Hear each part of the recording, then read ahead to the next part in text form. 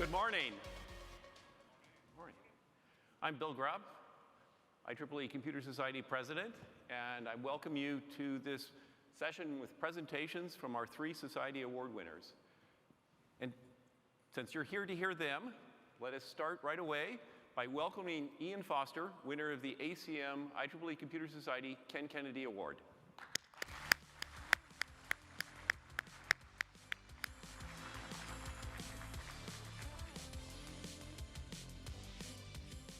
Hey, good morning, everyone. Thanks for getting up so early. I really appreciate it.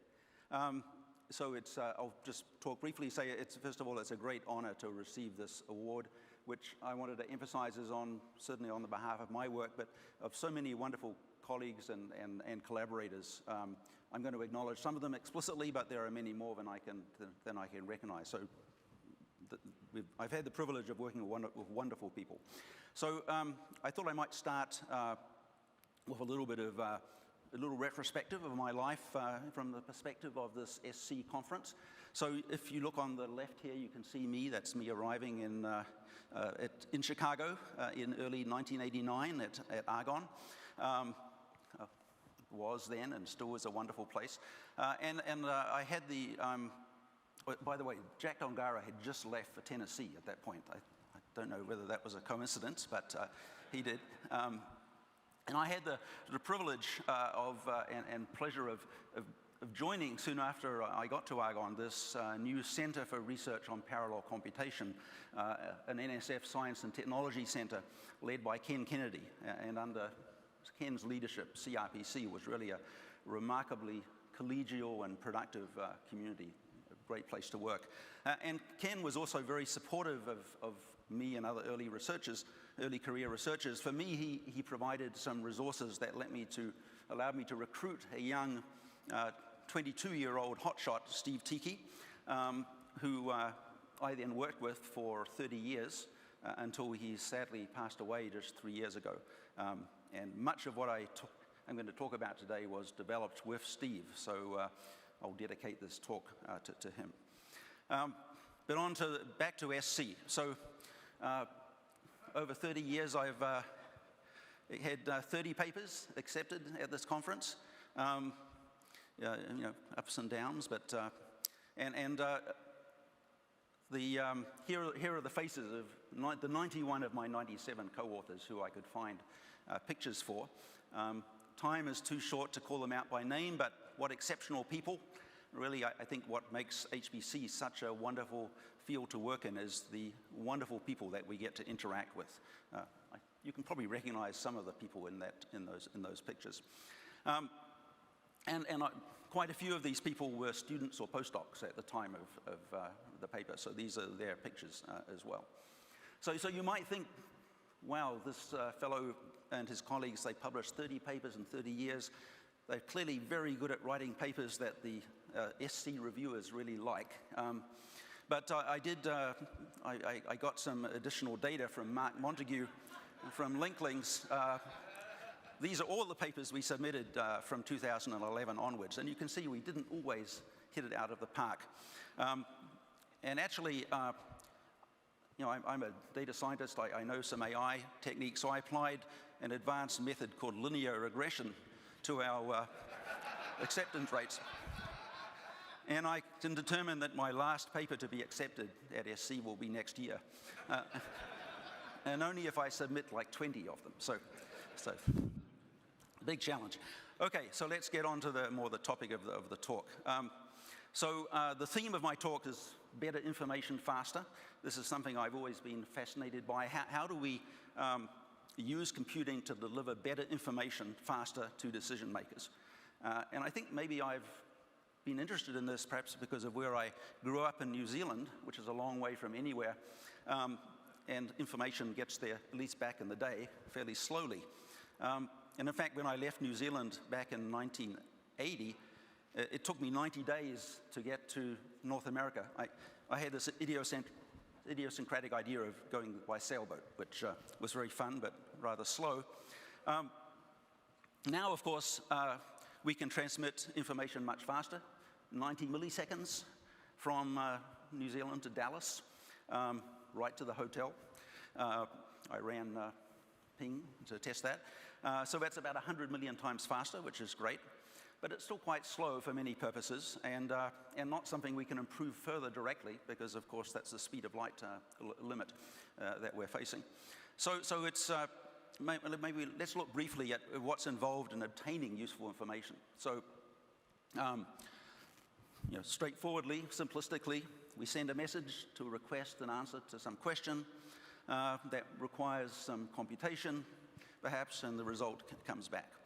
So, the time required to get that answer is going to depend on things like the number of operations we have to perform, the data communication costs, the distance to be traversed, the speeds at which we compute and communicate, and a few other things. So we can express that in terms of this nice formula.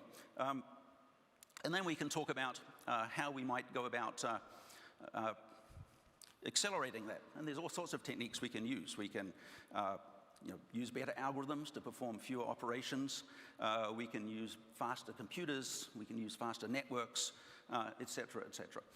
And my colleagues and I have been working to optimize various of these things for many years. I'll mention just a few of the things that we've been doing. So one is working to perform many different things at once, so when we send questions, we can get answers faster. Back in the day, not that long ago really, supercomputers were used only for what people called single program multiple data, or SPMD, computations. A bit of a straitjacket, and so to escape this straitjacket, we've worked for quite a few years on new methods and tools that allow us to perform many different things at the same time, task parallel or heterogeneous computing. Things like Strand, Swift, Parcel, most recently Colmena. These are projects, of course, that were done with quite a few different people. For example, Kyle Chard and Dan Katz and others for Parcel, Mike Wild and Justin Wozniak for Swift, and then Logan Ward for Colmena. So nowadays, these sorts of applications are pretty mainstream. And in fact, if we look at some of the Gordon Bell Prize winners, many of them are doing these interesting things like using AI to guide ensembles of simulations. But that didn't used to be the case, and I think we had some role in pushing that forward. Another area of great interest is how we can accelerate scientific discovery processes by providing what we call managed research acceleration services. So I'm going to start a little video here, but what I'm talking about in this case is Globus, a service that runs on the Amazon cloud but manages data movement across wide area and local area networks. And what we're seeing here is, if you look at sort of an interesting graph, x-axis is the great circle distance from source to destination, y-axis is transfer size, and there's a few extra pieces of data flipping by there. So this is showing all large transfers performed with Globus over about 12 years. Among the nowadays more than 40,000 endpoints that are located worldwide. And if you watch it, it's sort of fun. You see, first of all, a small number of transfers in the United States primarily, then more and more reaching long distances, and ultimately, and also getting faster, getting pinker and pinker. You notice that I'm using the SC conference colors here, as someone pointed out. So this is what we call a managed research acceleration service, and our belief, and I think we've demonstrated this is that we're able to make a substantial difference in how fast people can address complex problems by providing these sorts of resources. Two other things. You'll notice there's a big gap in the middle. Sort of weird. No one transmits 5,000 kilometers, or very few people. Well, it turns out that's because the Atlantic Ocean gets in the way. So there aren't many places that are exactly 5,000 kilometers apart. And then you'll see in the far right one it's at 19,855 kilometers. So someone said to me, is the world really that big? Well, it turns out it is. The circumference of the Earth, the semi-circumference, is about 20,000 kilometers. The distance from Madrid, Spain, to Wellington, New Zealand, which is what these transfers were, is just slightly less than that. And growing up in New Zealand, we knew that we lived in the Antipodes, and this is a demonstration of that is indeed the case. There are basically two cities that are about as far apart on the world as you can get, and we're moving data back and forth between those locations. Okay, let's move on and sort of more to this question of computing in the continuum, which is the title of my talk. So Jack talked yesterday about how computers have got ever faster, which of course we know well. Over that same time, other things have happened, of course. Also, networks have got much faster, but they've also become far more reliable and integrated. So we can now think of a world in which barriers to remote computing are essentially eliminated, apart from the speed of light, of course, which is still a significant constraint. So we can access computation remotely as easily as we can locally. So we can start to talk about a computing continuum, a continuum of locations, a continuum of performances, and the choices that we then may want to make in order to choose where to execute. So say a little bit about communication. Here I show a couple of technologies that are advancing our ability to communicate to anywhere, eliminating the white spaces in our communication maps. Of course, 5G and 6G networks, but also really exciting is work that's been done on coherent life free space optics, or I think the popular term is space lasers. So this is a picture from the website of a company, IEEE, which is a Google spin-out, which is building communication networks based on this sort of technology. They call their platform space-time. Originally it was called Minkowski. Minkowski, of course, was a fellow who worked with Einstein and observed about the special theory of relativity, that it defined a space-time continuum such that space and time were sort of interchangeable and could not be talked about each in isolation. And nowadays we might start to think about, with universal high-speed communications, we can adapt his words, misattribute them, to talk about location and speed. So the speed of a computer as perceived by a user is not an absolute, but it depends on where the computer is located. A farther away computer may be faster or slower than one local, depending on its performance and its distance and other such things. So to show what that means in practice, I'll give a couple of examples. So I heard a nice talk by Nan Tran from Fermilab recently. He talked about he's working to accelerate trigger analysis computations for high-energy physics. And he speeds it up from 2,000 to 50 milliseconds by running it on an FPGA, straightforward sort of thing. But it turns out the FPGA is actually located in an Amazon data center in Virginia. But that doesn't matter. That's only 10 milliseconds away. So he speeds it up from 2,000 to 50 milliseconds with 30 milliseconds for computation and 20 for communication. So the net result is a 40 times acceleration. Another example, this is involving work by Zhenchang Liu and others at Argonne and SLAC, high-energy diffraction microscopy experiments at the LINAC coherent light source. They use a deep neural network to accelerate the detection of interesting features. That runs on a GPU at SLAC, but the GPU is not fast enough to retrain the model periodically as is required to deal with structural deformation in the sample. So what do? Instead, we dispatch the data and the training task to a Cerebras CS2 deep learning supercomputer at Argonne National Lab, which can do the whole thing can train in 19 seconds, move the data back and forth in 12 seconds, again, a 35 times speed up.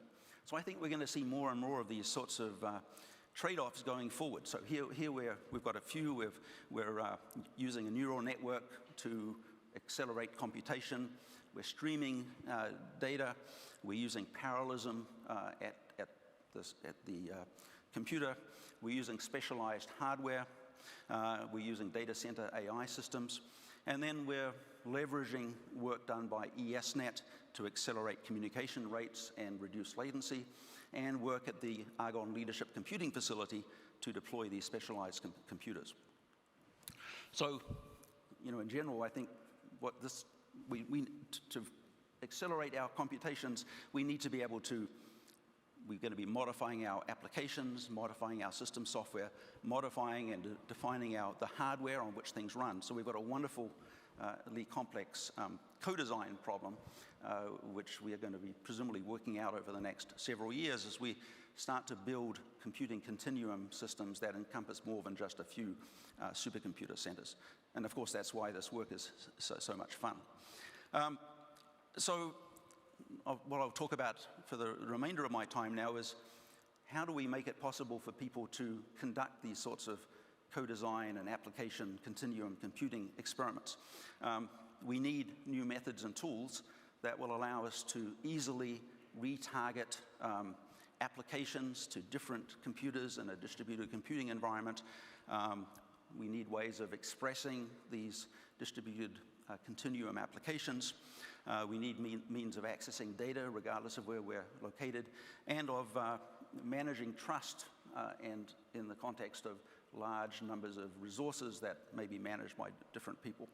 So we've identified the following 4 key requirements that have to be addressed to enable these experiments. I'm sure there are others, but these are the 4 we've chosen to focus on.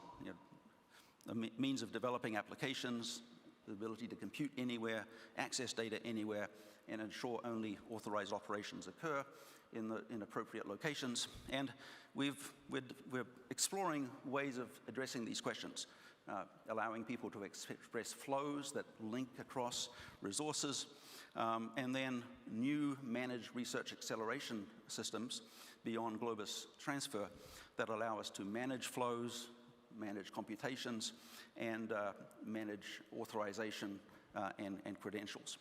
And as I may remind you, these managed research acceleration services like the Globus Transfer Service, the key idea is you use cloud management for ultra-high reliability, and then this global footprint of endpoints.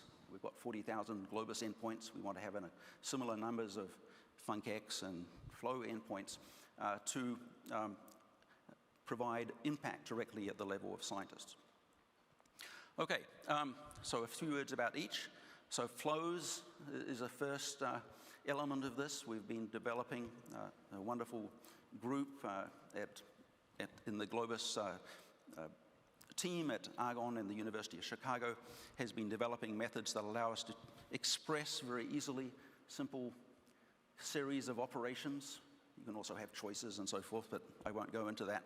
So here's one, for example, associated with the high-energy diffraction microscopy application. So we're going to be transferring data to a model test bed. We're going to be preparing the data, training the model, redeploying the model back to the location at SLAC. And then we're going to provide these research acceleration services that are for the management of the resulting computations. And they will combine events, new data is available. Well, move it to the AI accelerator. It arrives there, train the model is finished, move it back for deployment. And I show a little screenshot of the sorts of tools that the Globus team has developed to manage these things.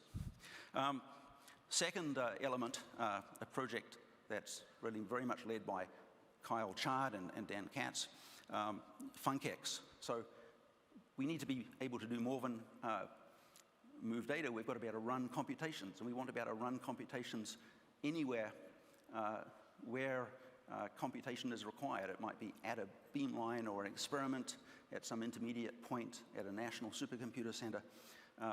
We need a way of abstracting computation so we can dispatch requests at any time to perform computation.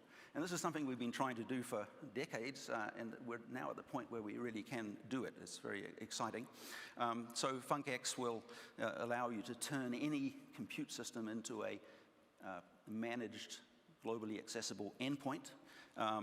Could be a powerful supercomputer like Aurora, We already have some racks up, by the way, so we're doing that.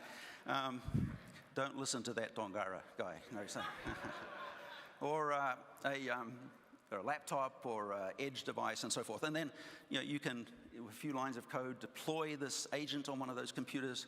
You can register functions, another few lines of code, and then run the functions with additional lines of code. And really exciting. And then we can take these, armed with the flow service and this FunkX universal computing environment, we can then start to take a rich variety of flows and run them, modifying where things happen and exploring the implications of different policies. So here I show 7 flows that are in use at the Advanced Photon Source. That's a synchrotron light source at Argonne National Lab. You probably can't see the fine print here, but they range from X-ray photon correlation spectroscopy to the high-energy diffraction microscopy we've already seen. Serial synchrotron crystallography is used for COVID protein structure determination and a variety of others. And then we can see what happens when we run these flows. These are running routinely now, thousands of instances per month in some cases. And what I show here is the averaged performance over thousands of runs, in this case, performing all the computations at the Argonne Leadership Computing Facilities Theta system, and increasingly now the Polaris system also. You show in orange the compute steps, blue is transfer steps, and there's a few other things like catalog management. And so you'll see the computations can be fairly long. They range from a few seconds up to hours. There is some transfer costs involved, but overall, we're getting significant acceleration by dispatching our computational tasks to remote places. And the key thing is, because we're using these cloud-hosted research acceleration services to manage everything, this runs reliably. Under the covers, there's one more element which most of us probably don't like to think about, but really important. We're running in this context where we want to be able to send requests to any computer anywhere, but we have to do that in a very carefully secured manner. I only want a flow that I start to run computations on resources that I've explicitly granted authority for the flow to run on. Plus, of course, the resource owner will also have their own concerns. So Globus Auth is this wonderful platform developed by Rachana Ananthakrishnan and a number of others in the Globus team, which addresses those concerns, allows us to express who do I trust to act on my behalf, and where is that person? What do I trust them to do? Where are they allowed to access? And I guess I shouldn't really have animated this, but I did. It's basically showing how we can step through a flow, and at each step there's an explicit verification of authority to perform operations using consent and token mechanisms. And as I show down the bottom left here, this has been running for quite a while. We've issued 1.3 billion access tokens since Globus Auth was started. So here's one interesting question. I think we've been building these tools. Now we want people to deploy them, and we're starting to see large facilities deploy them at some scale. This shows, for example, what's going on at the Advanced Photon Source. So we have maybe a representative example. So the APS has like 80 beamlines. We've got Globus agents deployed at many of them, FunkX agents deployed on all of the computers, and then these thousands of flows running routinely. Ben Brown at DOE talks about an integrated research infrastructure. So I think this represents a step towards the realization of such a integrated research infrastructure. And we're very excited to be seeing it actually working in practice. So someone asked me when I was preparing this talk, what does this have to do with grid computing? You did that 30 years ago or so. And so I think it's interesting to talk about that a little bit. Dan Reed, some of us know well, he has observed that computing differs from other sciences in that in computing, the questions stay the same, but the answers change over time. And I think that's very true in this case, right? So we're in a sense asking the same questions. How do we empower discovery by providing on-demand access to computing? But we're able to do it far better because now we have this ubiquitous communication substrate and far better ways of doing remote computing. There's still new things that we have to deal with. Actually, many questions that I won't spend time talking about, but I've listed a few of them here that hopefully we can all spend some time talking about. How do we reinvent various aspects of our computing environment and the way we develop applications in the light of these questions? Okay, well, thank you very much. To learn more about what we're doing, go here. Globus Labs is our research group, which I run jointly with Kyle Chard, and the Globus team, of course, is eager to help you with other things. Yeah, I should acknowledge finally the BRAID project funded by DOE. That's allowing us to explore these flow deployments. Thank you very much.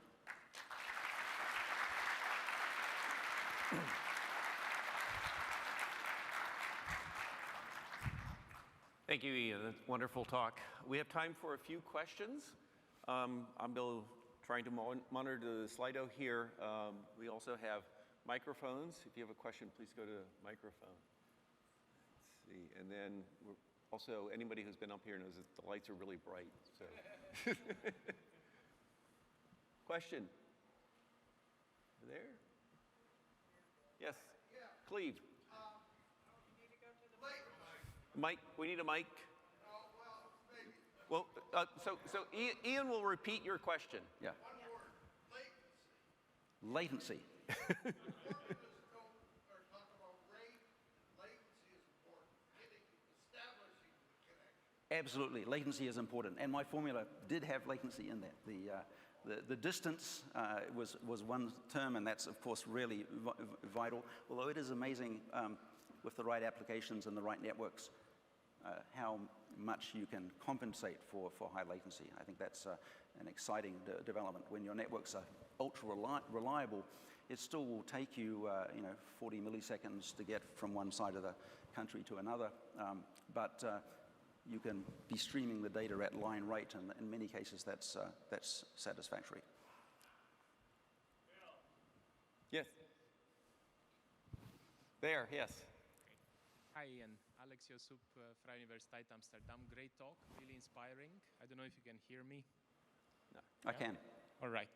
So my question is, seeing all these results over so many decades, how can we actually get the entire community to be able to achieve similar results so that we don't have only one flower that doesn't make a spring, but a lot of different flowers, a lot of Ian Fosters? It sounds a bit scary, I think, a lot of Ian Fosters. I was referring to clones. Yeah. So my view has always been we build tools that allow others to build on. And of course, in some cases, sort of MPI is a wonderful example. That's a specification. There are a couple of implementations. Those are tools that have allowed a vast community of HPC people to flourish. Similarly, I think our Globus service and some of our other things have been used by very large numbers of people. We have 300,000 registered users. So those are people who can then go on and do other more interesting things than running these basic services. So I think we've got to raise the level of abstraction. So at the moment, too many people spend too much time resolving problems that have already been solved. And you might get a paper out of it and a master's thesis, but it's not really advancing the science. Yep. Yeah. Thank you. Thank you. We have a last question Yeah. for time online. What are the mechanisms necessary to provide the replication and failover needed to assess durability and availability? Can I just read it again? Yeah, I think I got it. Yeah, so the question is about how do we ensure durability and reliability via, for example, replication. So in a sense, we're leveraging some of that from cloud providers who have thought very hard about these questions, but the science itself requires similar mechanisms. And I think, again, providing these core building blocks gives us a good, steady foundation on which to build, but now we need to be exploring these things. You know, if we're going to deliver vast amounts of climate simulation data, for example, to the community, we can't rely on people having to fiddle around and find the site that's currently available. We've got to make it trivial for that to be performed automatically. Great. Let's thank Ian again. Thank you.